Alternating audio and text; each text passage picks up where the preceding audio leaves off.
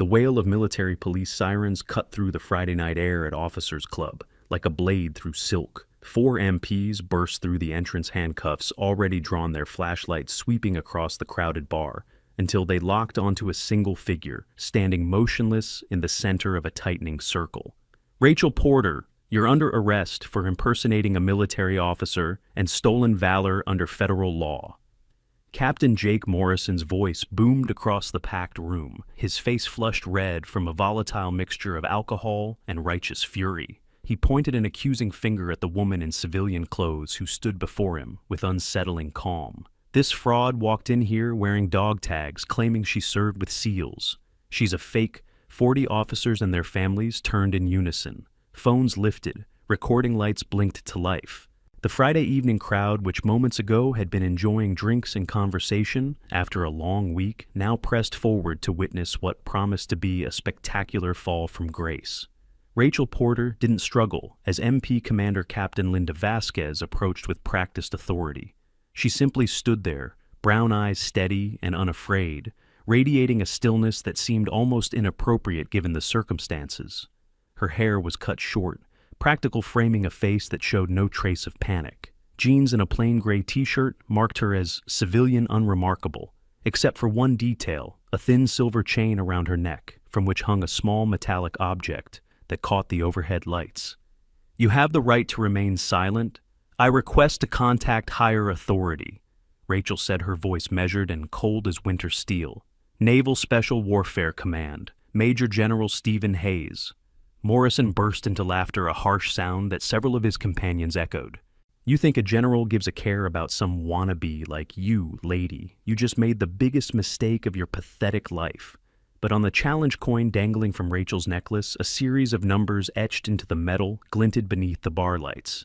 GU7041 2011. And in the next 90 minutes, everyone in that room would come to understand they had just committed the gravest error of their careers. The Officers Club at Naval Base Coronado occupied a converted hangar that had been retrofitted with enough polish to make it respectable for formal gatherings, while retaining enough military functionality to remind everyone where they were. Long windows lined one wall, offering views of the Pacific Ocean, darkening under twilight. The bar stretched along the opposite side, bottles arranged with parade ground precision. Round tables filled the main floor, most occupied by personnel, unwinding after a demanding week of operations and training. In the adjacent function room, a memorial service had just concluded. Over 100 attendees were filtering back into the main area, their expressions somber, conversations muted. They had gathered to honor Petty Officer Marcus Webb, a SEAL who had survived 3 combat deployments only to lose his battle with PTSD last month. The weight of that loss hung in the air like smoke. Rachel had been sitting alone at a corner table near the windows when Morrison's group had first noticed her. She'd kept to herself, nursing a single glass of water, her posture unconsciously perfect, despite the casual setting. To the untrained eye, she was just another civilian, but Master Chief Tom Sullivan, a SEAL instructor with 22 years of service, had noticed something different from his position at the bar. Her stance, even while seated, maintained alignment that spoke of ingrained discipline. When someone passed too close behind her, she'd tracked their movement with peripheral awareness that went beyond normal caution. And when the bartender had dropped a glass, her head had turned toward the sound, with a speed that suggested threat assessment rather than simple startle reflex.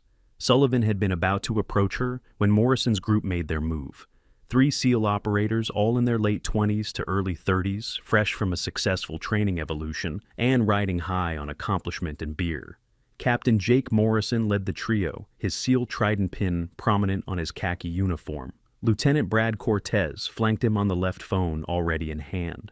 Petty Officer Dylan Ross completed the triangle, his expression skeptical but eager to follow Morrison's lead. "Excuse me, ma'am," Morrison had said, his tone carrying false politeness that barely masked condescension. "Couldn't help but notice your dog tags. What unit did you serve with?" Rachel had looked up at him with eyes that revealed nothing. "I attended a memorial service. I'm not looking for conversation." "That's not what I asked." Morrison pressed, stepping closer. "Those tags military issue, or did you buy them at a surplus store?" "They're mine." "So you're claiming military service?" Cortez chimed in, his phone, now raised in recording. "As what exactly?" I'm not claiming anything. I attended a service for a fallen operator. That's all you need to know. Ross leaned in, examining her with exaggerated scrutiny. Funny you don't look like any operator I've ever seen. What was your rate? Your command, your graduating class.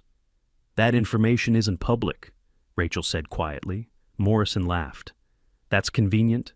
Let me guess, your service is classified, super secret squirrel stuff we're not cleared to know about. The surrounding tables had started paying attention. Conversations died. Phones emerged from pockets. The energy in the room shifted from relaxed to predatory. You know what I think, Morrison continued, his voice rising to ensure everyone could hear. I think you're one of those stolen valor cases, someone who bought some gear online and wants to pretend they earned it. And you picked the wrong night and the wrong crowd to try that con. Rachel's jaw tightened almost imperceptibly. Her hands remained flat on the table, but Sullivan noticed her fingers shift position slightly, as if she were consciously forcing them to stay still rather than form into something else. I haven't misrepresented myself to anyone, she said. Then prove it. Ross pulled out his own phone. Give us your details. We'll verify them right now. Should take 2 minutes if you're legit. I'm not authorized to provide operational details without proper clearance verification, Cortez whooped. Operational details she's actually committing to the story. He panned his phone camera across the watching crowd. Everyone hearing this, we got ourselves a live one. Stolen valor in progress at Coronado Officers Club. Morrison grabbed Rachel's shoulder, spinning her to face him directly. The movement was aggressive, deliberately invasive. You think you can disrespect real operators, sit here in our house wearing our symbols and expect us to just let it slide? For just an instant, something flickered behind Rachel's eyes. A calculation. A threat assessment. Sullivan saw it from across the room and instinctively pushed away from the bar, recognizing a response pattern he'd witnessed countless times in actual combat veterans. But Rachel didn't move. She didn't strike. She didn't even pull away.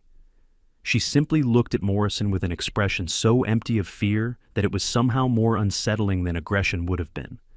You should take your hand off me, she said quietly. Morrison squeezed harder. Or what you gonna call the cops? We are the cops here, lady. And you just confessed to impersonating.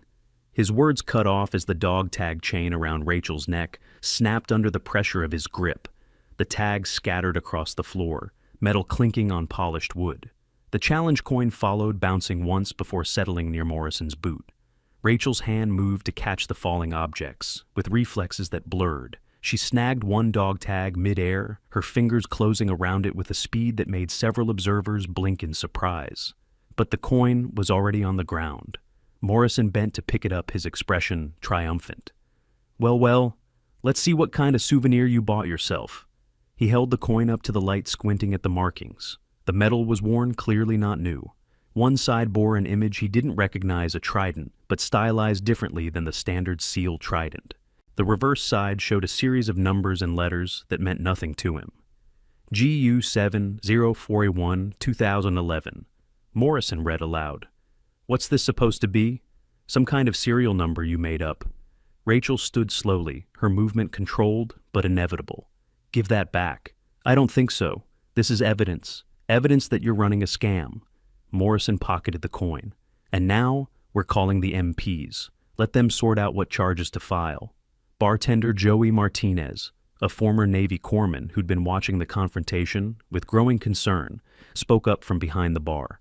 Hey, Morrison, maybe ease up a little. Let her explain before you escalate this.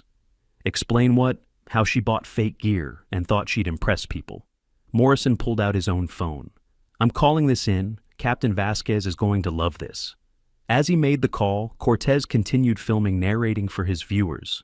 This is what stolen valor looks like, people. Someone so desperate for respect, they'll steal the identity of warriors who actually earned it. Right here at Coronado, can you believe it? She picked literally the worst possible place to run this con. Ross circled Rachel like a predator, sizing up prey.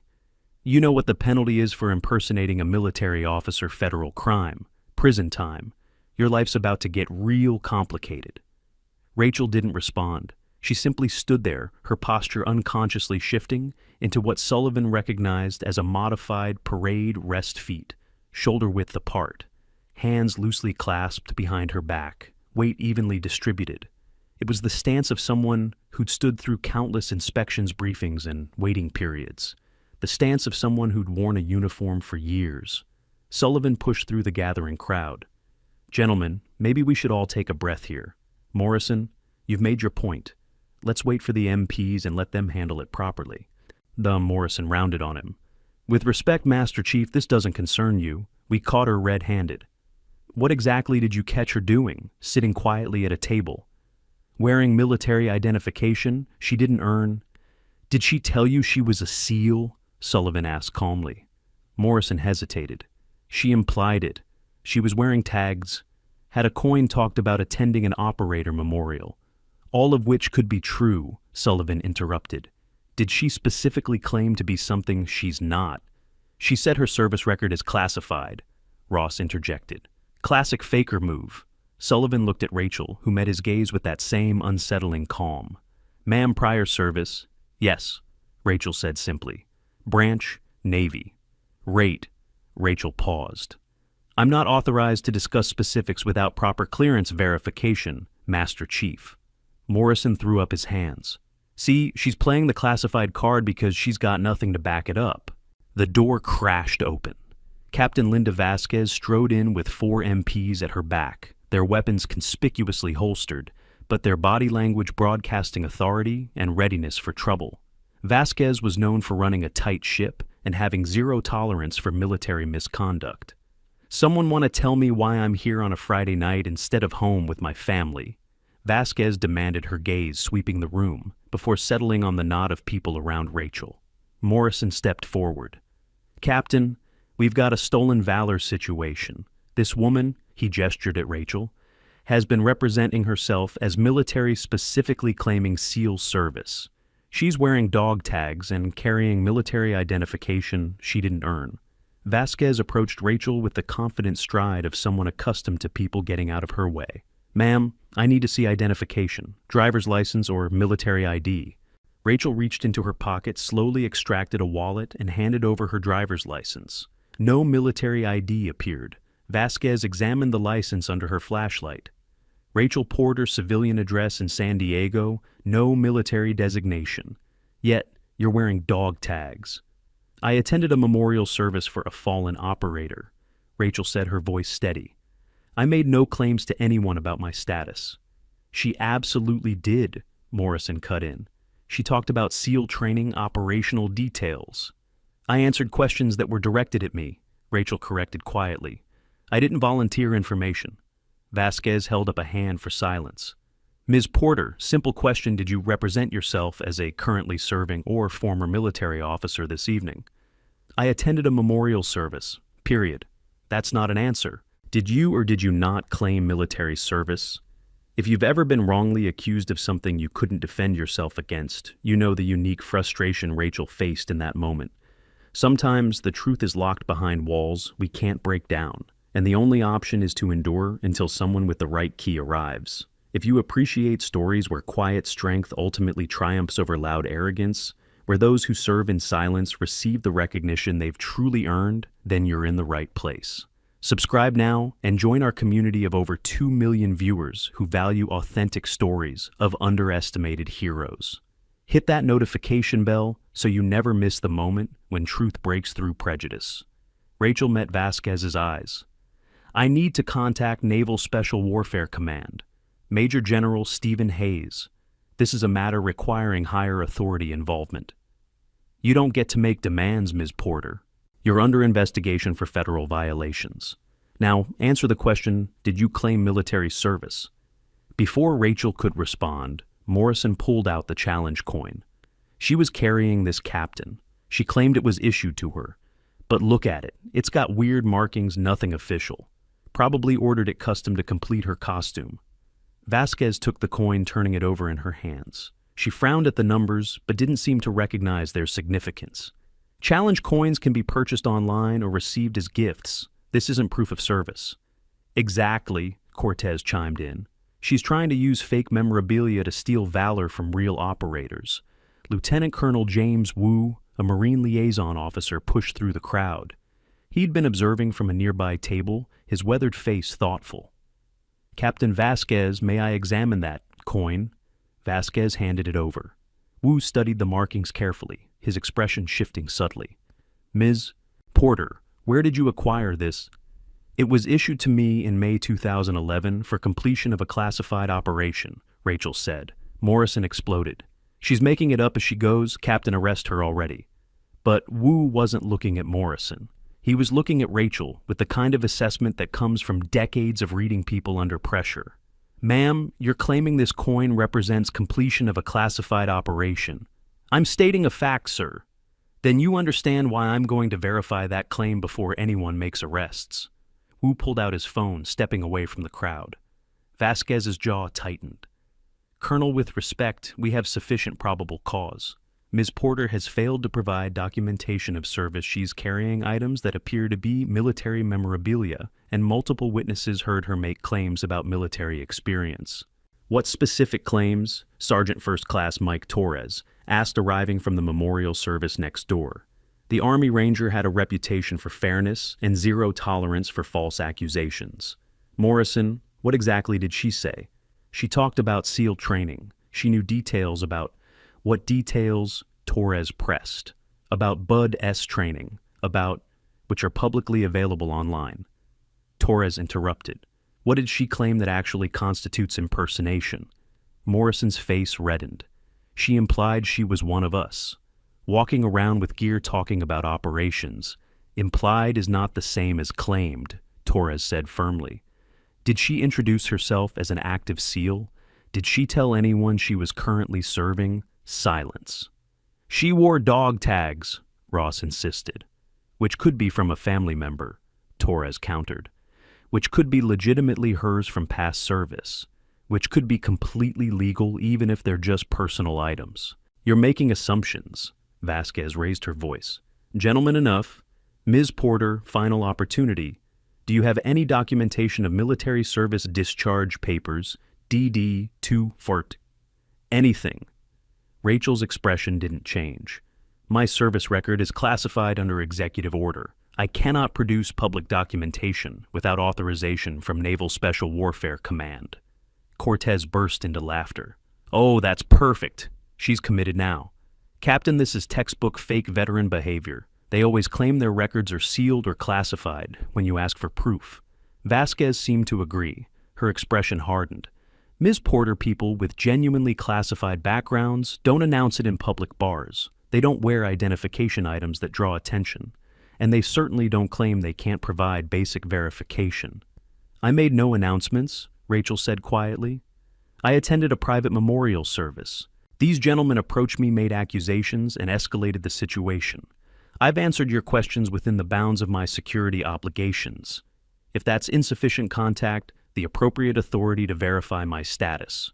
The appropriate authority is me, Vasquez snapped. And my authority says you're under arrest. She nodded to her MPs. Cuff her. As the MPs moved forward, Rachel didn't resist. She turned, placing her hands behind her back with practiced ease. The MPs hesitated for just a fraction of a second. Her positioning was too perfect, too automatic. She'd been handcuffed before multiple times by people who knew what they were doing. Sullivan noticed. So did Torres. They exchanged glances. Rachel Porter, Vasquez announced loudly enough for the entire room to hear. You're under arrest for violation of Federal Code 18 U.S.C. Section 912, impersonating a military officer. You have the right to remain silent. Anything you say can and will be used against you in a court of law. You have the right to an attorney. I understand my rights, Rachel said. I repeat my request to contact Major General Stephen Hayes at Naval Special Warfare Command. This arrest is a mistake that will be corrected once proper verification is completed. Morrison laughed harshly. She's still trying to name-drop, Captain? This is beautiful. We caught a faker, and she's digging herself deeper with every word. The MPs led Rachel toward the door. The crowd parted, phones held high, everyone wanting to capture the moment. Cortez provided running commentary for his live stream. And there she goes, folks, stolen valor perpetrator getting what she deserves. This is why we stay vigilant. These frauds think they can disrespect our service, but the truth always comes out. As Rachel passed the bar, Joey Martinez caught her eye. The former corpsman looked troubled. his instincts clearly warning him that something was wrong with this picture. But he said nothing. What could he say? Sullivan watched her go, his decades of experience screaming that they were making a catastrophic mistake. But he had no evidence, no reason beyond intuition. So he stayed silent too, though it cost him. Only Mrs. Eleanor Grant, a Gold Star mother who'd been at the memorial service, spoke up as Rachel was led past. "Young lady," she called out softly, "thank you for attending Marcus's service. It meant a great deal." Rachel's step faltered almost imperceptibly. She looked at the elderly woman, and for just a moment, her controlled expression cracked to reveal something raw underneath. "He was a good operator, ma'am. I'm sorry for your loss." Morrison grabbed Rachel's arm roughly. "Enough with the act. Let's go." And they took her out into the night, still handcuffed, still silent, still carrying whatever secrets lay behind those steady brown eyes. The crowd slowly dispersed back to their tables, the excitement fading into animated conversation and speculation.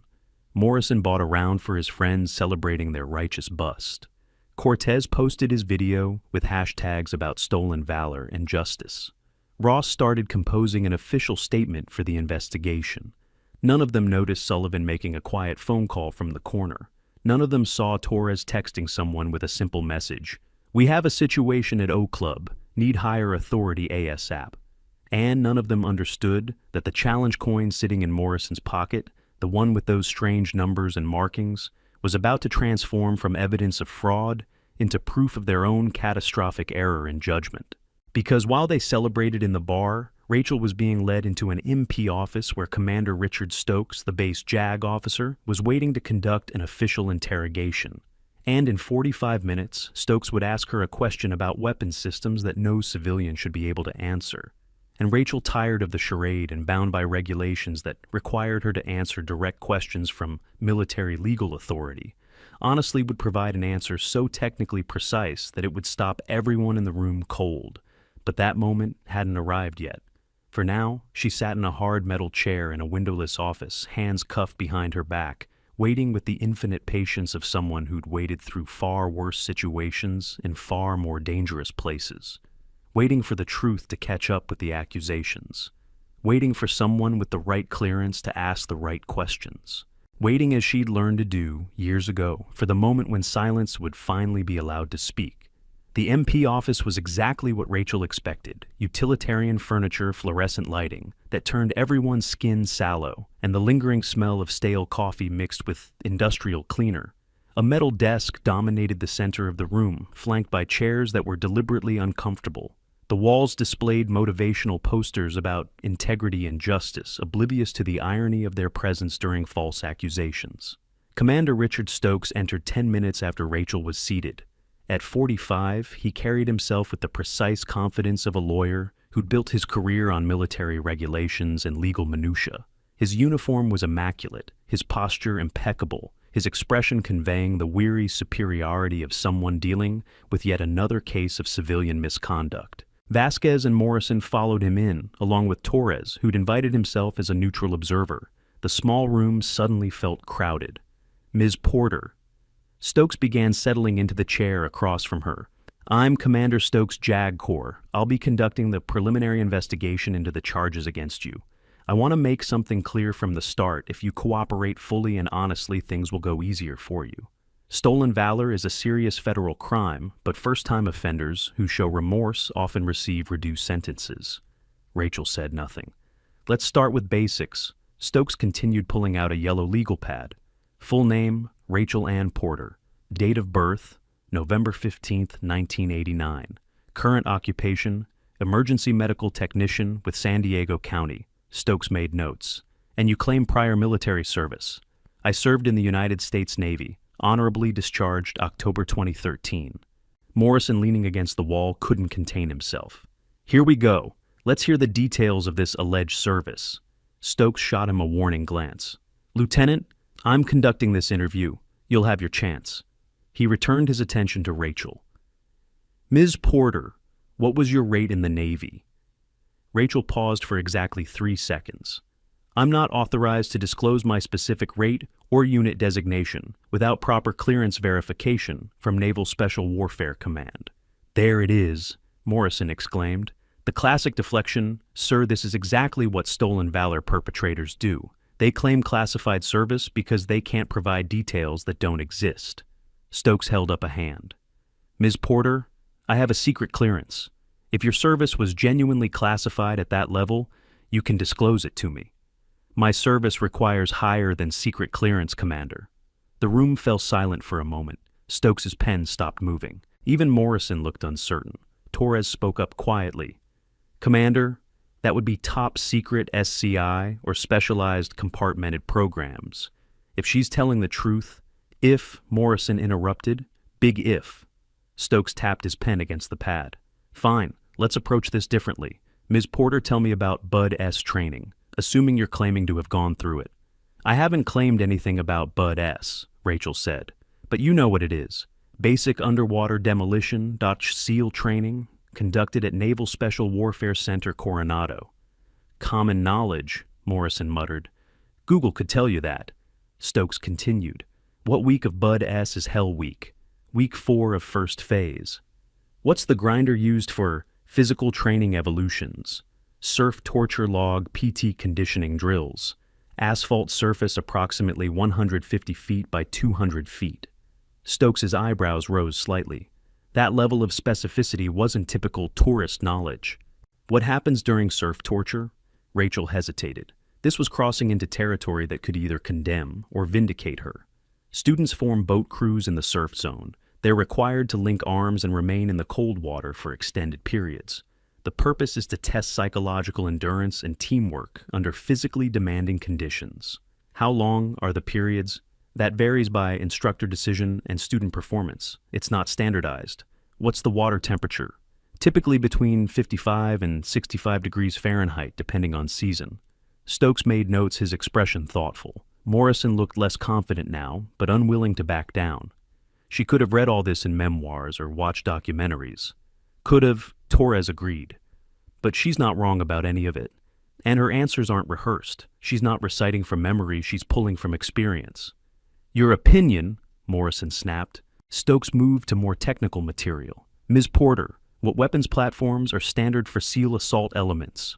This was the line. Rachel knew it. Answer truthfully and reveal knowledge that shouldn't be public. Refuse and confirm their suspicions of fraud. The regulations were clear. Direct questions from military legal authority regarding potential criminal activity required honest responses. She made her choice. Standard loadout for DevGru assault elements typically includes modified HK-416 with 10.4-inch barrel suppressor, EO-Tech, EXPS-3 optic visible, and infrared laser aiming devices. "Stop!" Stokes's voice was sharp. The pen dropped from his hand. "Where did you get that information?" Rachel fell silent. Morrison pushed off the wall. "Where did you get it?" "That's not public information." "No," Stokes said quietly, his expression shifting from skeptical to deeply troubled. "It's not. That's operational details that should not be in civilian hands." He stared at Rachel. "Ms. Porter, you just revealed classified information. How do you know those specifications?" "I was asked a direct question by legal authority," Rachel said calmly. "I'm required to answer honestly." "That doesn't explain how you know classified weapons configurations." "It does if I had access to them through legitimate service." The room erupted. Morrison demanded immediate arrest for espionage. Vasquez wanted to know who Rachel's contacts were. Torres argued that her knowledge proved she had insider access somehow. Only Stokes remained silent, studying Rachel with the intensity of someone reassessing everything. Finally, he raised his hand for quiet. "Ms. Porter, I'm going to ask you one direct question, and I want a direct answer. Not deflection, not claims of classified status, not evasion. Were you, or were you not, a member of the United States Naval Special Warfare Community?" Rachel met his eyes. "I was." "In what capacity?" "That information requires top-secret SCI clearance and compartmented access that I cannot verify you possess, Commander. I'm the JAG officer for this base. I have oversight authority." "You have authority," Rachel acknowledged. "But you may not have need-to-know clearance for specific programs. My participation in those programs cannot be disclosed without verification that you're authorized to receive that information." Stokes stood abruptly, his chair scraping across the floor. "This is absurd. You can't claim military service and then refuse to provide any verifiable details. I've provided details. You're now aware I had access to classified weapon specifications. That access wasn't illegitimate. I didn't steal information or hack databases. I knew those details because I used those weapon systems. Morrison's face had gone red. You're claiming you were an operator, a woman. In what, 2010, 2011? There were no female SEAL operators then. Officially, Rachel said quietly, there weren't. The word hung in the air like smoke from a discharged weapon. Vasquez stepped forward. Ms. Porter, let me see your hands. Rachel looked at her. Why? Just do it. Rachel held out her hands still cuffed. Vasquez grabbed her wrists, turning her palms up to the light. Her thumbs ran over the calluses' thick ridges at the base of each finger, pronounced scarring between the thumb and index finger of her right hand, smaller scars across the palm. Commander, Vasquez said slowly, these aren't normal calluses. This is weapon wear. Significant weapon wear. Torres moved closer to examine Rachel's hands. His expression shifted. That's pistol grip pattern, thousands of rounds, and this scarring that's slide bite from improper grip on a 1911 or similar platform. She learned to shoot with something that bites back when you hold it wrong. Anyone can go to shooting ranges, Morrison insisted, but his voice had lost its confident edge. Not like this, Torres countered. This is duty weapon wear. This is what happens when you carry and fire a service weapon daily for years. Recreational shooters don't develop this pattern. Stokes examined the hands as well, his legal mind clearly working through implications. Ms. Porter, remove your jacket. I'd prefer not to. It wasn't a request. You're under arrest. Remove your jacket or I'll have the MPs do it. Rachel slowly pulled off her light denim jacket, revealing a short-sleeved gray shirt underneath. Her forearms showed immediately a series of thin scars running up her left arm in a pattern that made Torres draw in a sharp breath. Shrapnel, he said.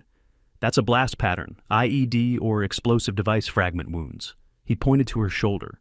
And that scarring surgical. Something required significant medical intervention. Rachel's jaw tightened, but she said nothing. Vasquez studied the scars with professional interest. These aren't fresh, years old. Healed cleanly, which means good medical care. Military medical care. Could be from anything, Morrison argued, but he sounded uncertain now. Car accident, industrial accident. With shrapnel pattern. Torres shook his head. That's combat injury signature. I've seen it enough times to recognize it. Stokes returned to his chair, his entire approach shifting. Ms. Porter, I'm going to run your name through the military database. Standard check. If you served, you'll appear. If you don't appear, we'll have our answer. He pulled out a laptop logged into a secure terminal and began typing. Rachel watched impassively as he worked. Morrison moved to look over his shoulder. Torres remained by her side, his expression thoughtful. Vasquez stood by the door, arms crossed. After 5 minutes, Stokes looked up. No record of Rachel Porter in the SEAL pipeline, Bud-S graduates, or NS-DAO's community databases that I can access. Morrison's triumphant expression returned. There it is. She's a fraud. All this talk about classified service, and she's not even in the system.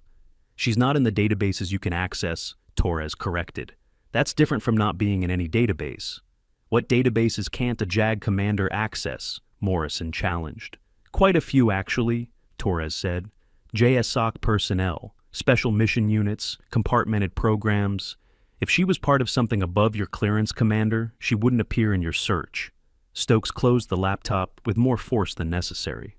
Ms. Porter, I'm going to be direct. You've demonstrated knowledge you shouldn't have injuries consistent with combat service and physical evidence of weapons training. But you're not in any database I can verify. That means either you're telling the truth about classified service above my clearance level, or you've stolen information and fabricated an elaborate cover story. I've told you the truth, Rachel said simply. Then provide me with someone who can verify it. A commanding officer, a unit member, someone I can contact to confirm your claims. Major General Stephen Hayes, Commanding General Naval Special Warfare Command. Morrison laughed bitterly. She's still trying to name drop, sir. This is getting ridiculous. She's claiming she can only be verified by a 3-star admiral, the commanding general of the entire SEAL community. That would be my last CO, Rachel said quietly. You expect us to believe you reported to a vice admiral? Vasquez asked incredulously. I don't expect anything, Captain. I'm stating fact. Stokes rubbed his temples.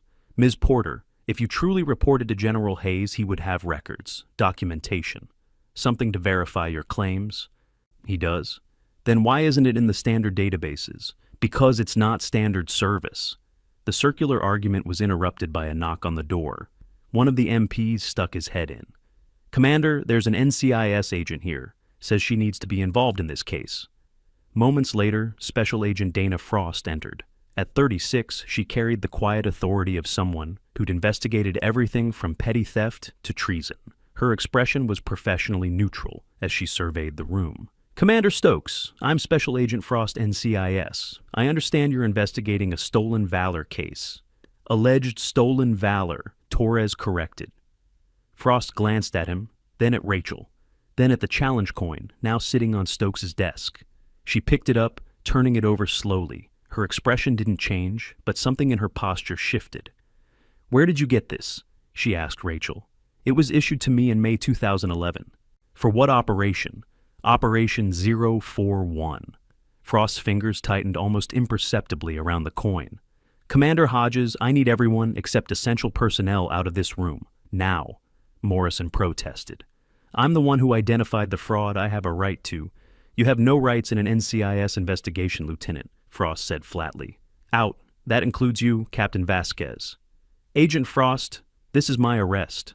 Was your arrest. NCIS has jurisdiction over federal crimes involving military personnel. I'm assuming control of this investigation. Please exit. Vasquez's jaw worked, but she nodded and left. Morrison followed reluctantly, throwing a venomous glance at Rachel as he passed. At the only Stokes and Torres remained along with Frost and Rachel.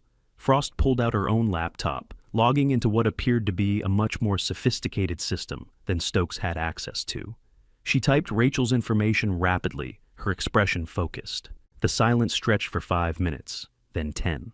Finally, she closed the laptop and looked at Stokes. Commander, how much do you know about Naval Special Warfare Group 7? There is no Group 7, Stokes said, automatically. NES Dalu is organized into Groups 1, 2, 3, 4, 8, and 10. Correct, there is no Group 7, officially. Frost turned to Rachel. But there was a unit with that designation. Wasn't there, Ms. Porter? Rachel's expression remained neutral, but Torres saw her shoulders tense almost imperceptibly. I cannot confirm or deny the existence of classified units, Rachel said carefully. No, you can't, Frost agreed. But I can because I have the clearance. She looked at Stokes. Commander Ms. Porter is telling the truth. Her service record is classified at levels above your access. The challenge coin is authentic, and you're about to make the situation significantly worse if you continue this arrest. Stokes stared at her. You're saying she was actually... I'm saying you need to release her immediately and contact Major General Hayes before this becomes an incident that ends careers, starting with yours. Morrison's shoulder check as he had passed Rachel on his way out had been deliberate, a final act of contempt from someone convinced he'd exposed a fraud. The collision sent Rachel stumbling against the desk edge, and her shirt sleeve caught on a protruding corner of metal. The fabric tore with a soft ripping sound and exposed her shoulder. The tattoo was impossible to miss. A Navy SEAL trident rendered in sharp black lines with exceptional detail, but it wasn't standard. Below the trident were letters GU7, and surrounding those letters, 12 five-pointed stars arranged in a precise circle. 3 seconds of absolute silence. Then Chief Warrant Officer Alex Brennan, who'd just arrived and been standing outside the interview room, saw it through the open door. Oh my God. Torres's eyes went wide. Is that... Frost closed her laptop with a snap. Everyone stop moving. Joey Martinez, the bartender, had followed the group from the club and was watching through the hallway window. His face went pale. That's a ghost unit designation. He breathed. Master Chief Sullivan, arriving from making phone calls, pushed past Martinez and saw the tattoo. His entire body went rigid. Then slowly and deliberately, he came to attention. Ma'am, he said, his voice thick with emotion. That is not something to take lightly. Rachel pulled her shirt back over her shoulder, but the damage was done. Everyone had seen it. The door at the end of the hallway banged open, footsteps multiple sets moving with purpose. And then a voice sharp with authority and aged with command. "Where is she?" Major General Stephen Hayes entered the MP station in his dress uniform, every ribbon and medal in perfect placement, his weathered face set in an expression of barely controlled fury. At 58, he moved with the efficiency of someone half his age, decades of special operations service evident in every step. Behind him came Commander Bill Hodges, the base commander looking deeply uncomfortable. And behind Hodges came Lieutenant Colonel Wu, who'd made the phone call that brought Hayes here. The hallway erupted in activity. Everyone who could stand came to attention. Stokes shot out of his chair. Vasquez and Morrison, who'd been waiting in the outer office, scrambled to their feet. Even Rachel, handcuffs still on, began to rise. Hayes's eyes swept the scene, taking in everything: the torn shirt, the visible tattoo, the handcuffs, the challenge coin on Stokes's desk. His jaw tightened. Then he looked at Rachel, really looked at her, and his expression shifted through a dozen emotions in 2 seconds: shock, recognition, something that might have been pain relief, and finally settling into grim determination. "Operator Porter," he said quietly. The room erupted into chaos. Morrison's face drained of all color. Cortez, who'd followed the crowd, dropped his phone. Ross staggered backward into a wall. Vasquez's hands shook as she fumbled for her handcuff keys. Stokes simply sat down, all the strength leaving his legs. "No," Morrison whispered. "No, that's not. She can't be." Hayes ignored them all. He walked directly to Rachel, and in a movement that would be analyzed and replayed countless times. In the coming days, he came to attention and saluted her. "Ma'am," he said formally, "it's an honor." Rachel, still handcuffed, couldn't return the salute. But she met his eyes with an expression that, finally after 90 minutes of forced calm, showed emotion. Gratitude, relief, and something that might have been tears held firmly in check. "General," she said, her voice slightly hoarse. "Permission to speak freely." "Granted. It's good to see you, sir." Hayes's composure cracked just slightly. "The honor is mine, Rachel. Always has been." He turned to Vasquez. "Get those handcuffs off her. Now." Vasquez's hands were shaking so badly she could barely work the key. When the cuffs finally came off, Rachel rubbed her wrists absently, the action automatic and unconscious. Hayes turned to address the room, his voice carrying the weight of 3 decades of command. "For those present with appropriate clearance, I'm about to provide information that does not leave this room. For those without clearance," he looked pointedly at Morrison, "consider this an official briefing under national security protocols. Any disclosure will be prosecuted." He picked up the challenge coin from Stokes's desk, holding it up so everyone could see. This coin was issued to 12 individuals who participated in the most classified naval special warfare operations conducted between 2009 and 2013. These individuals operated under a unit designation that officially does not exist and has never existed. They conducted missions in denied territories where U.S. military presence could not be acknowledged, and they did so with a success rate and casualty ratio that remains unmatched. Hayes's voice softened slightly. "Petty Officer First Class Rachel Porter served in that unit from 2009 to 2013. She was an explosive breacher and combat medic. She participated in 17 classified operations across 4 theaters." He paused, looking at Rachel. "Including Operation Neptune Spear, May 2nd, 2011. Someone in the hallway gasped. "Bin Laden raid. She was at the Bin Laden raid." Morrison's voice came out broken, barely audible. "But there were no women on that mission." Hayes's eyes were steel. "Officially, Lieutenant, there were no women. Operator Porter's presence remains classified under executive order, as does the presence of her unit." He set the coin down carefully. "These coins were issued to the 12 Ghost Unit 7 operators who survived operations from 2009 to 2013. 4 operators did not survive. The 8 who did carry these coins is the only acknowledgement of service that most of them will ever receive." He turned back to Rachel. "Operator Porter earned hers the way all of them did, through actions most of the world will never know about, in places they'll never hear, of protecting people who will never know they were in danger." Brennan, the SEAL Team 6 liaison, stepped forward. His eyes were wet. "Ma'am, We heard you were medically retired. Injuries from Kandahar. Rachel nodded slowly. IED ambush during exfil August 2012. Shrapnel collapsed my left lung, severed my radial artery, fractured my shoulder blade in 3 places. Hayes continued the story. Operator Porter rendered aid to 3 teammates while under fire despite her injuries. She kept 2 men alive until medevac arrived. She saved Petty Officer Marcus Webb that day. His voice roughened. Webb survived his physical wounds, his psychological ones. Those took him last month. The memorial service. That's why Rachel had been there. Webb was her teammate, Hayes said. One of the men she saved, and she attended his service quietly, privately, because that's what operators like her do. They don't seek recognition. They don't tell stories. They certainly don't announce their service to strangers in bars. He turned to face Morrison directly. The younger officer looked like he wanted to disappear into the floor.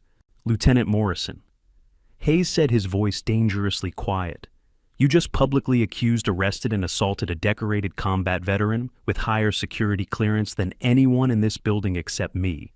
You humiliated her in front of dozens of witnesses. You live-streamed accusations of fraud against a woman who has done more for this country in 4 years than most will do in entire careers. And you did all of this based on assumptions, prejudice, and the arrogant certainty that you knew better than she did about who belongs in the special operations community. Morrison couldn't speak. He was shaking, his face ashen. Hayes's voice rose slightly. You have 5 seconds to apologize to Operator Porter before I convene a court-martial board and end your career in the most public and humiliating way possible. I'm sorry, Morrison choked out. Ma'am, I'm so sorry. I didn't know. No, Rachel said quietly. You didn't. And you didn't try to find out. You made assumptions based on what you thought you knew about who could be an operator. And those assumptions were wrong. Hayes stepped back, giving Rachel space. She faced Morris and Cortez and Ross, the 3 men who'd orchestrated her arrest, with an expression that was somehow both understanding and implacable. I don't need your apologies, she continued. But the next woman you encounter who claims military service, she might. You owe it to every female operator, every female veteran, every woman who's earned her place through sacrifice and service to give them the respect you'd give any brother in arms. Not because they're women, because they're warriors. The silence that followed was profound. Finally, Hayes spoke again. Captain Vasquez, you're relieved of MP command pending review. Lieutenant Morrison, Lieutenant Cortez, Petty Officer Ross. You're all suspended from active duty, effective immediately. Commander Stokes, you'll face an administrative review for failure to verify claims before pursuing federal charges. Commander Hodges, he looked at the base commander. We need to discuss new protocols to ensure this never happens again. One by one, they acknowledged their fates. Vasquez removed her rank insignia and placed it on the nearest desk. Morrison couldn't look up from the floor. Stokes nodded numbly. Hayes turned to Rachel one final time. Operator Porter, on behalf of Naval Special Warfare Command, I apologize for this treatment. This should never have happened to you. It will not happen again. Rachel met his eyes. It wasn't your fault, sir. It was my community, my responsibility. He paused. I'd like to offer you a position, SEAL Training Advisory Board, mentoring female candidates, your choice of official or unofficial capacity. Rachel looked past him out the window to where the night sky was beginning to show hints of dawn. I need time to think about it, General. Take all the time you need. As the room began to clear, people processing what they had witnessed, Sullivan approached Rachel. Ma'am, can I ask the others from Ghost Unit 7? Are they? 4 didn't make it home, Rachel said quietly. 3 retired like me. 2 are still active, different units. The memorial service tonight. Webb was your teammate. He was the best of us. He survived Kandahar because I did my job. But PTSD doesn't leave scars you can see. Last month it finally took him. He held on for 12 years, but... She trailed off. Mrs. Eleanor Grant, who'd been waiting in the hallway, stepped forward. Her weathered face was wet with tears. My son served under your protection in 2011. I never knew your name until tonight. But I knew someone kept him alive when everything went wrong. Thank you. Thank you for bringing him home. Rachel embraced the elderly woman gently. He was a good operator. I'm sorry for your loss.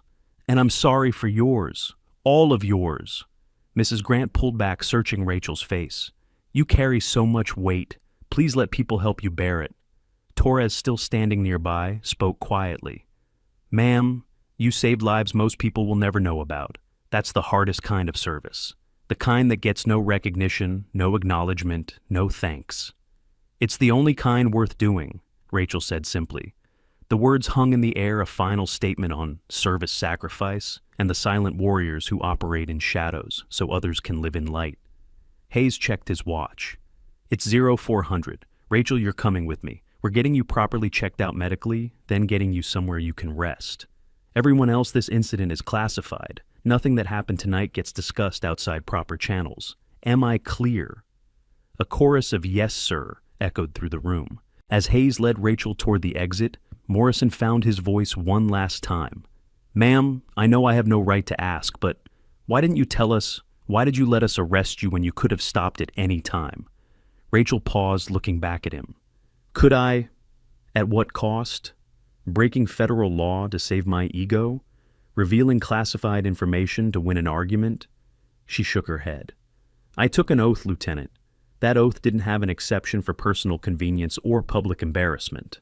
Some things are more important than being right. Service is one of them. And with that, she walked out into the early morning, free for the first time in hours, heading toward whatever came next. Behind her, the officers' club began the slow process of understanding what had just happened. Videos would be deleted, statements would be revised, careers would be examined, and in some cases, ended. But one thing was certain, no one present that night would ever forget the quiet woman who'd endured their accusations with grace, who'd carried secrets heavier than most would ever know, and who'd proven that sometimes the strongest warriors are the ones nobody expects. The drive to Naval Medical Center San Diego took 20 minutes through pre-dawn streets empty except for delivery trucks and die-hard joggers. Hayes drove his own vehicle, a nondescript black SUV that screamed government issue, despite lacking any official markings. Rachel sat in the passenger seat, watching the city lights blur past her mind, still processing the past 2 hours. You know, Hayes said after several minutes of silence, when Wu called me, I was at a retirement dinner for Admiral Patterson. Had to leave before dessert. Patterson's wife was not pleased. Rachel glanced at him. Sorry to ruin your evening, sir. Don't be. Patterson's retirement speeches are legendary for all the wrong reasons. You gave me an excellent excuse. He navigated a turn with practiced ease. What I want to know is how you ended up at that club in the first place. You've been ghost for 12 years. Why surface now? Webb's memorial service, Rachel said quietly. His sister reached out, asked if any of his old teammates could attend. Most of the unit is still active or unreachable. I was the only one available. You could have declined. I could have. But Webb saved my life in Hellman Province in 2010. I owed him more than silence. She leaned her head against the window. I didn't plan on staying for the reception, but his mother asked me to. Said Marcus had talked about a female medic who'd patched him up during a firefight. She wanted to meet me. So you stayed, and Morrison's group was there. They were already drunk when I arrived. I kept to myself, tried to be invisible. Didn't work. Hayes' jaw tightened. Morrison's been on my radar for 6 months. Excellent operator, top-tier skills. But he's got attitude problems about the female integration program. I've been watching him, waiting for him to either evolve or self-destruct. Tonight, he made his choice. He's young, Rachel said. He'll learn. He's old enough to know better, and young enough that this will define his career going forward. Hayes pulled into the medical center parking lot, finding a spot near the emergency entrance. But that's not your problem anymore. Right now we're making sure you're physically okay, then we're dealing with the fallout. The medical examination was thorough, and to Rachel's relief, brief. The attending physician, a Navy lieutenant commander who'd clearly been briefed on the situation, checked her wrists for cuff injuries, examined the old scars for any aggravation from the evening's stress, and took baseline vitals. Everything came back normal, though her blood pressure was elevated. Stress response, the doctor noted. Understandable given the circumstances. I'm recommending 48 hours of rest light duty only, no strenuous activity. I work as an EMT, Rachel said. I'm scheduled for a shift tomorrow night. Call in, doctor's orders. He signed off on the paperwork and handed it to Hayes. General, she's clear to go, but seriously rest. The body keeps the score, and tonight's events will catch up with her if she doesn't give herself time to decompress. Hayes thanked him and led Rachel back to the SUV. I'm taking you to a safe house. Quiet location, secure, no interruptions. You'll stay there until we sort out the administrative mess. I have an apartment, which Morrison has the address to, along with 50 other people who watched his live stream. NCIS is already monitoring social media. Your face is out there, Rachel. The stolen valor accusation went viral before we could stop it. Now we're doing damage control, but until we can guarantee your safety, you're going somewhere secure. Rachel closed her eyes. Of course. The video. She'd known Cortez was streaming, but in the chaos, she hadn't thought about the implications. Thousands of people had watched her arrest, heard the accusations, formed opinions. And now, Hayes would have to somehow explain why the woman arrested for stolen valor was actually a legitimate operator without revealing classified information. How are you going to handle the media? She asked. Carefully, very carefully. Hayes started the engine. Public Affairs is already drafting a statement. It'll confirm you're a former Navy service member, that the charges were dropped due to verification of legitimate service, and that the matter is considered closed. We won't mention Ghost Unit 7 Operation Neptune Spear or any specifics. Just enough to clear your name without compromising operational security. Morrison's video shows my face. People will dig. Let them dig. They won't find anything. Your service record is sealed tighter than Fort Knox. We've already scrubbed your name from every accessible database. As far as the public is concerned, you're a former Navy service member who got caught up in a misunderstanding. End of story. Rachel wasn't convinced it would be that simple, but she was too exhausted to argue. The adrenaline that had sustained her through the interrogation was fading, leaving behind bone-deep fatigue and the beginnings of a headache. The safe house turned out to be a modest two-bedroom cottage in La Jolla, tucked into a quiet neighborhood with ocean views and nosy neighbors who'd notice anyone suspicious. Hayes entered first, clearing the rooms with practiced efficiency before gesturing Rachel inside. Fully stocked kitchen, secure communications in the den, panic button by the bed. NCIS will have rotating surveillance on the perimeter, but they'll be invisible. You won't see them unless something goes wrong. Rachel surveyed the space. Clean, comfortable, anonymous. How long do I need to stay here? 72 hours minimum. By then, the media cycle will have moved on, and we'll have a better picture of any threats. Hayes set his keys on the counter. Get some sleep. I'll be back this afternoon to brief you on the administrative proceedings. What's happening to Morrison and the others? Morrison, Cortez, and Ross are suspended pending formal investigation. They'll face disciplinary boards within the next 2 weeks. Vasquez has already submitted her resignation. She knows her career is over. Stokes is being reviewed by the JAG Ethics Committee. Commander Hodges is implementing new protocols to prevent similar incidents. Hayes met her eyes. They're facing consequences, Rachel. Real ones. I don't want to ruin their careers. You didn't ruin anything. They made choices. Now they're dealing with the results. He moved toward the door, then paused. For what it's worth, you handled tonight with more grace than I would have. Most people would have revealed classified information just to prove the accusers wrong. You didn't. That's why you were Ghost Unit 7. That's why you're still one of the finest operators I've ever known. After he left, Rachel stood in the silent cottage for several minutes, processing. Then she walked to the bedroom, lay down fully clothed on top of the covers, and stared at the ceiling. Sleep didn't come easily. Her mind replayed the evening in fragments. Morrison's face when Hayes confirmed her identity. Vasquez's shaking hands removing the handcuffs. Mrs. Grant's embrace. Webb's memorial program, with his photo showing that crooked smile she remembered from Kandahar. Webb. God, she missed him. Missed all of them. The 4 who didn't come home. Petty Officer Lisa Chen, blown apart by an IED in Fallujah. Chief Petty Officer David Rodriguez, killed by sniper fire in Yemen. Lieutenant Marcus Hall, drowned during a water insertion, gone wrong off the coast of Somalia. And Petty Officer 3rd Class James Mitchell, who'd taken a bullet meant for Rachel in Pakistan. The 3 who retired Senior Chief Paul Anderson, living quietly in Montana with his wife and kids.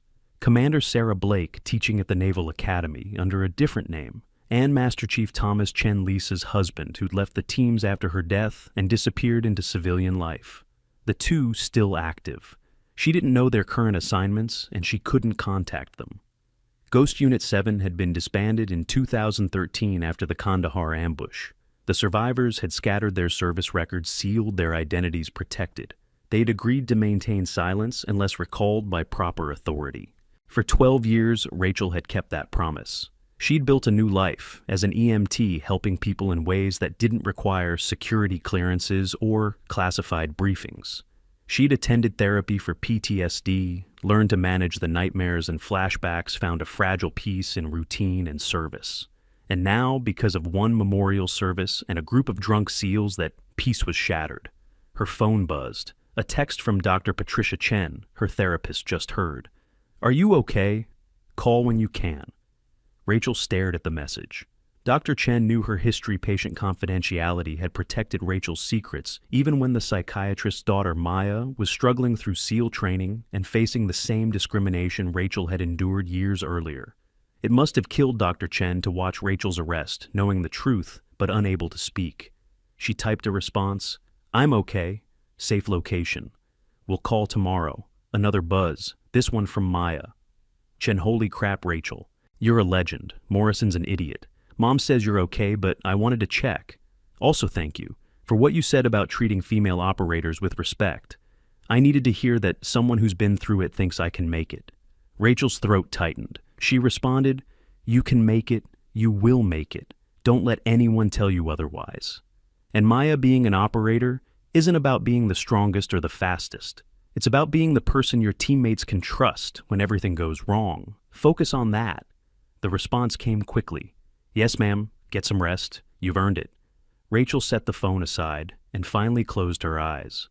This time, sleep came deep and dreamless, the sleep of someone who'd carried a heavy burden for too long and finally set it down, even if just temporarily. She woke to afternoon sun streaming through the windows and the smell of fresh coffee. Sitting up, she found Hayes in the kitchen, 2 mugs on the counter, a folder of documents beside them. "You look better," he said, sliding a mug toward her. "Almost human." Rachel accepted the coffee gratefully. "What time is it?" 1400 hours. You slept 11 hours straight. Doctor said you needed rest. Apparently you listened." He opened the folder. "We need to talk about next steps." Over the next hour, Hayes laid out the situation. Morrison's video had indeed gone viral, accumulating over 3 million views before NCIS forced it to be taken down. But the damage was done. Screenshots circulated. Reddit threads dissected every frame.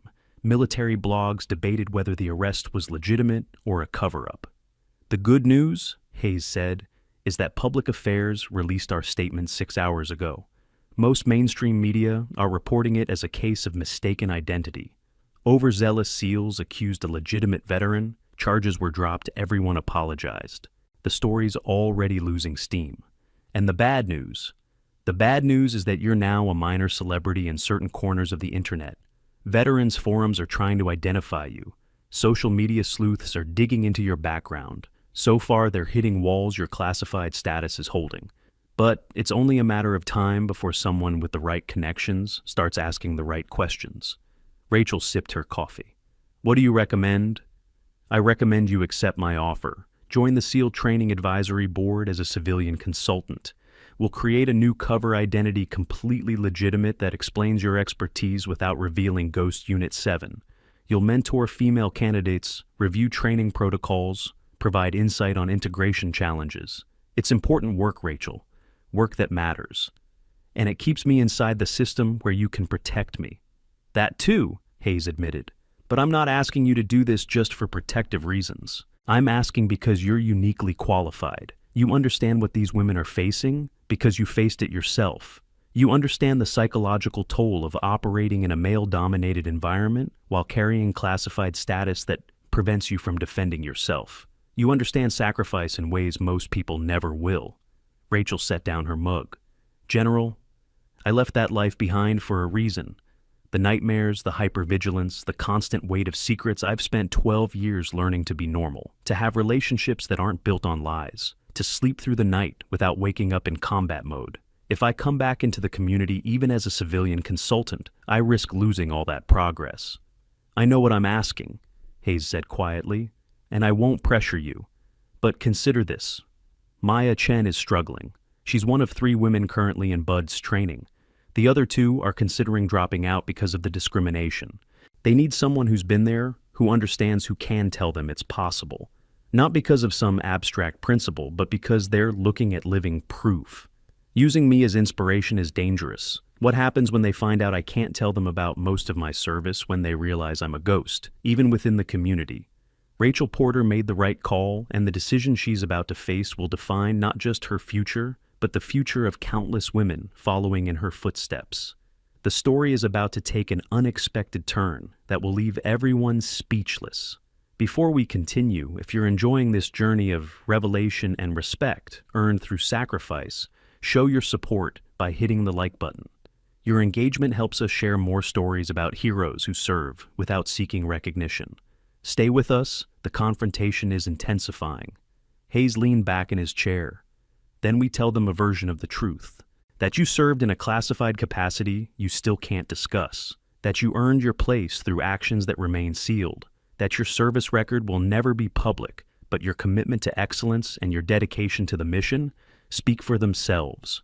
Maya doesn't need to know about Neptune's Spear or Ghost Unit 7. She needs to know that someone who looks like her, who faced the same obstacles, made it through, and came out the other side still standing. Rachel stared into her coffee, watching the dark surface ripple with each breath she took. I'll think about it. That's all I ask. Hayes stood. There's one more thing. We've received a request from 60 Minutes. They want to do a piece on women in special operations, and they specifically want to interview you. Absolutely not. I told them you'd say that. But their producer made a compelling argument. If we control the narrative now, tell your story. On our terms, we prevent others from speculating and potentially stumbling onto classified information. A sanitized interview, pre-approved questions, nothing that compromises security. Just enough to satisfy public curiosity and shut down the conspiracy theories. And turn me into a public figure, which is the last thing I want. It's a risk, Hayes conceded. But so is staying silent and letting others define who you are. Either way, you're already in the spotlight. The question is whether you want any control over what that light reveals. Rachel shook her head. I need more time to decide. You have 48 hours. After that, the media will move on to the next story, and the opportunity closes. He collected his folder. I'll be back tomorrow morning. In the meantime, NCIS will maintain perimeter security. You're safe here. Try to relax. After Hayes left, Rachel poured herself another coffee and wandered into the living room. The safe house had been furnished with careful anonymity, neutral colors, generic artwork furniture that could belong to anyone. But someone had left a few books on the shelves, and Rachel found herself drawn to them. One caught her eye, The Things They Carried by Tim O'Brien. She pulled it out, settled onto the couch, and began reading. The stories of Vietnam soldiers carrying physical and emotional weight resonated in ways that made her chest ache. O'Brien understood. He'd been there. He knew what it meant to carry things that couldn't be put down. Her phone buzzed again. This time, an unknown number. She almost didn't answer, but something made her pick up. Rachel Porter. A woman's voice, professional but warm. Who's asking? My name is Catherine Rodriguez. I'm David Rodriguez's sister. I got your number from General Hayes. I hope you don't mind. I wanted to thank you. Rachel's breath caught. David Rodriguez, Ghost Unit 7, killed in Yemen in 2012. Ma'am, I'm not sure what you mean. General Hayes told me what happened last night, about Morrison and the arrest, about you being revealed as Ghost Unit 7. My family has always known David was part of something classified. We never knew details, never asked. But after last night, Hayes called me personally. He said I could know that my brother served with you, that you were teammates, that you were there when it happened. Rachel closed her eyes. Ma'am, please call me Catherine, and please let me say this. For 15 years, my family has mourned David without understanding what he died for. We knew it was important, knew it mattered, but we had no details, no context, nothing to hold on to, except the flag they gave us and the empty words about his sacrifice. Last night, General Hayes told me that David saved your life in Fallujah, that he put himself between you and an IED, that his last words were, "Get her out." Tears streamed down Rachel's face. She remembered. God, she remembered. The explosion, David's body shielding hers from the worst of the blast, his blood soaking into the sand, the desperate scramble to evacuate while under fire. He was a hero, Rachel managed, the best of us. And now I know he died protecting someone worth protecting, someone who went on to save others, to serve with honor, to carry his memory forward. That means everything to my family. Everything. Catherine's voice cracked. So thank you, Rachel. Thank you for surviving. Thank you for honoring his sacrifice by continuing to serve. Thank you for being worth saving. They talked for another 20 minutes. Catherine shared stories about David as a child, his dreams of military service, his dedication to his teammates. Rachel shared what she could, sanitized versions of their time together, the jokes David told, before missions, his terrible singing voice, the way he'd always carried extra medical supplies because he worried about his team. When they finally hung up, Rachel sat in the silent cottage and cried for the first time since Kandahar. Cried for David, for Webb, for Lisa and Marcus and James and all the others who didn't make it home. Cried for the 12 years she'd carried their memories alone, unable to share them, unable to properly grieve, because grief required acknowledgement, and acknowledgement required revealing secrets she'd sworn to keep. The next morning, Hayes returned with news. We've had developments. Morrison's disciplinary board convened yesterday. He's being discharged from the Navy other than honorable conditions. Cortez is receiving a letter of reprimand and reassignment. Ross is suspended for 6 months with mandatory sensitivity training. Vasquez's resignation was accepted. Stokes is being transferred to a desk job in Norfolk. Rachel absorbed this. That's harsh for Morrison. His career is over. He assaulted a superior officer, falsely accused a veteran of federal crimes, and created a public relations nightmare. The board considered those aggravating factors. Plus, his service record showed a pattern of discrimination complaints that were never formally addressed. Last night was the culmination, not an isolated incident. What about the others who were there? The witnesses. Most are facing non-judicial punishment, letter of counseling, extra duty, that sort of thing. Master Chief Sullivan and Sergeant Torres are being commended for their attempts to de-escalate. Commander Hodges is implementing new training protocols about stolen valor accusations, verification before arrest, respect for all service members regardless of appearance or gender. Hayes pulled out another folder. Now, about the 60 Minutes interview. They've agreed to our terms, pre-approved questions, nothing classified. You get final review of the footage before it airs. The interview would be conducted next week, broadcast in 2 weeks. It's a chance to control your story. We're approaching the moment that will change everything in that room. The truth is about to surface in a way no one anticipated. If this story has kept you engaged, take a moment to share it with someone who values stories about integrity and earned respect. The climax is coming, and trust us, you don't want to miss what happens when a general walks into that room. Rachel had spent the night thinking about this exact decision, about visibility versus anonymity, about the women who needed proof that it was possible, about the responsibility that came with being a symbol. I'll do the interview, she said, on one condition. I want Maya Chen and the other female Bud S candidates there, off camera. I want them to hear directly from me what it takes, what it costs, and what it's worth. Hayes smiled. Done. I'll set it up. The interview took place in a secure conference room at Naval Base Coronado exactly 1 week after Rachel's arrest. The 60 Minutes producer, a sharp woman named Jennifer Walsh, had done her homework. She knew exactly what questions to ask to get compelling answers without compromising classified information. Ms. Porter, last Friday night you were arrested for stolen valor, yet within 2 hours those charges were dropped and you were revealed to be a legitimate veteran. Can you walk us through what happened? Rachel, dressed in simple civilian clothes, but with her posture betraying years of military discipline, chose her words carefully.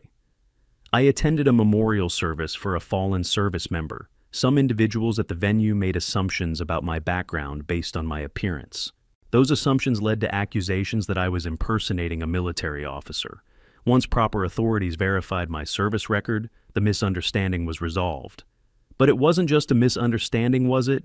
You were handcuffed, interrogated, threatened with federal charges. How did that feel? Frustrating. But I understood their perspective. Stolen valor is a real problem that dishonors legitimate veterans. These individuals thought they were protecting the integrity of military service. They were wrong about me. but their motivation wasn't entirely unjustified. You're being very diplomatic about people who humiliated you publicly. Anger doesn't serve anyone. What serves is learning from the incident and ensuring it doesn't happen again. The Navy has already implemented new protocols. That's progress. Walsh leaned forward. General Hayes confirmed you served in a classified capacity from 2009 to 2013. Can you tell us anything about that service? I can tell you I served with honor, that I'm proud of my teammates and the work we did, that some of those teammates didn't make it home and their families deserve recognition even if the operations remain classified. Beyond that, my service details remain protected by executive order and national security protocols. Were you involved in any operations the public would recognize? I cannot confirm or deny involvement in specific operations. But you were part of the team that I cannot confirm or deny. Walsh changed tactics.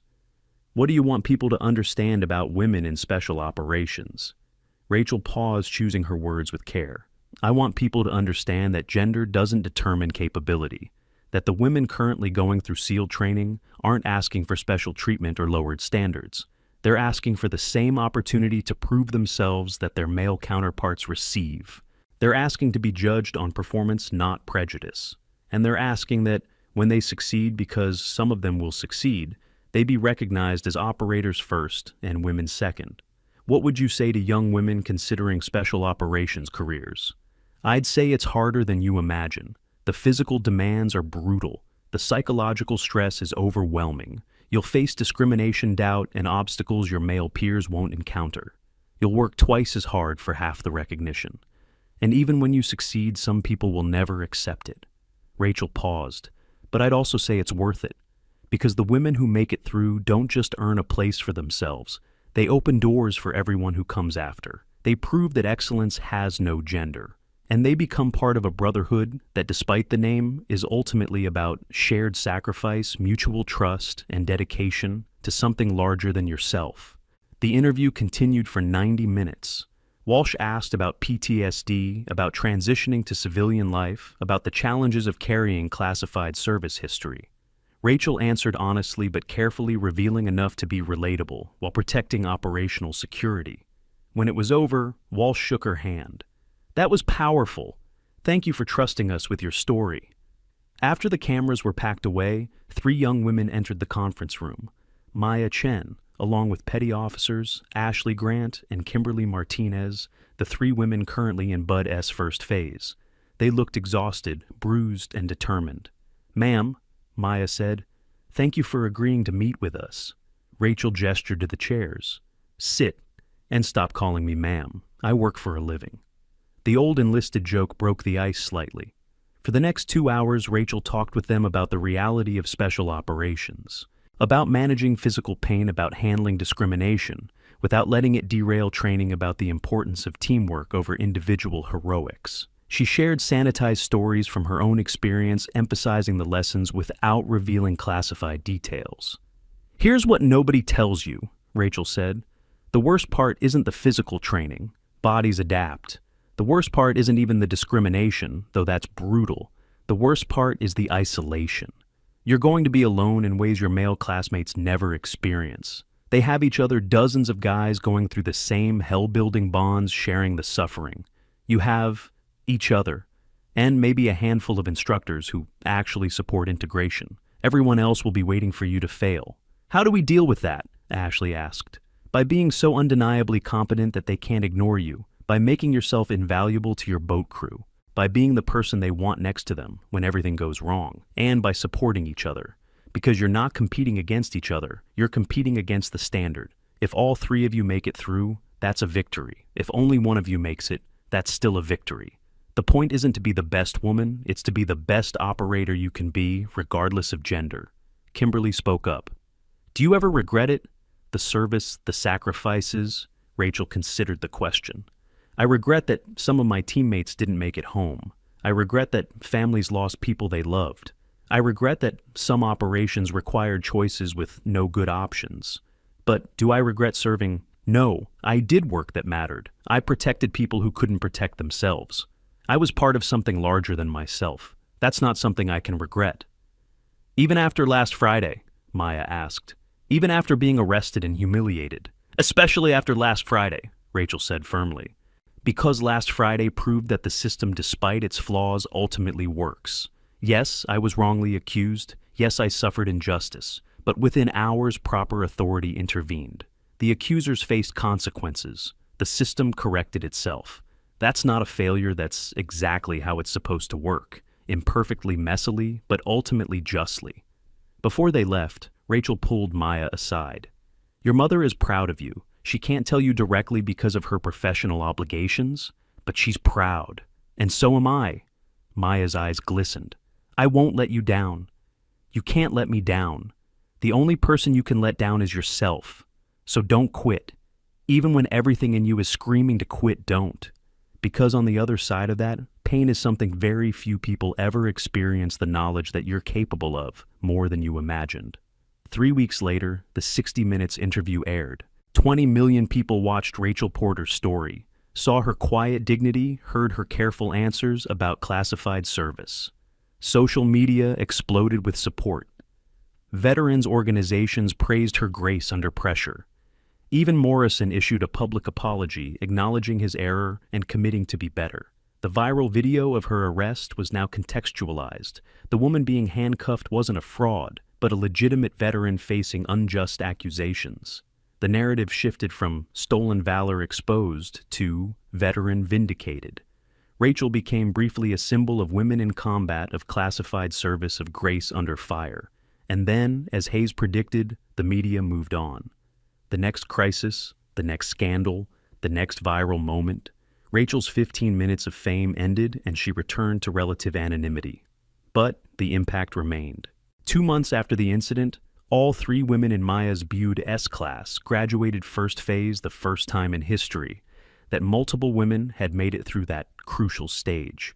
6 months later, Maya Chen earned her SEAL Trident, becoming one of the first women to do so.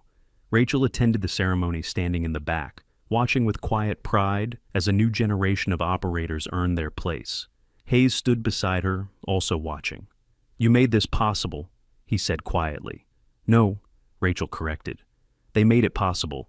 I just showed them it could be done. Will you reconsider the advisory board position? Rachel smiled.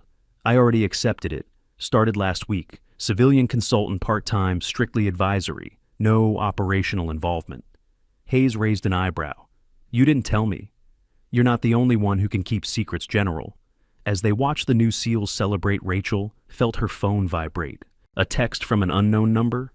The package has been delivered. 48 hours to respond. Ghost 7. She stared at the message, her blood running cold. Ghost 7, the recall code, the one they'd agreed would only be used for genuine emergencies, requiring the unit's unique capabilities. Hayes noticed her expression. What's wrong? Rachel showed him the phone. His face hardened. When did this arrive? Just now. Do you know who sent it? Only 3 people have that code. One of them just used it. She looked at Hayes. My watch isn't done, is it? Rachel, you're retired. Medical discharge. You don't have to respond. 12 operators, General. That's what the message implies. 12 people in danger who need someone who doesn't officially exist. She met his eyes. When has need to know ever stopped mattering just because I left active service? What happened in that officers' club that night became a lesson that echoed throughout Naval Special Warfare Command. If you want to see more stories about operators whose service remains classified, whose sacrifices go unrecognized until one pivotal moment, check out our playlist in the description. The next video features another hidden hero whose identity shocked an entire military base. Click now to continue the journey. Hayes' expression was troubled. If you do this, you're walking away from the peace you've built. The therapy progress, the civilian life, the normalcy you fought so hard to achieve. I know. And if it goes wrong, there's no cavalry coming. Ghost Unit 7 officially doesn't exist. We can't acknowledge, you can't support.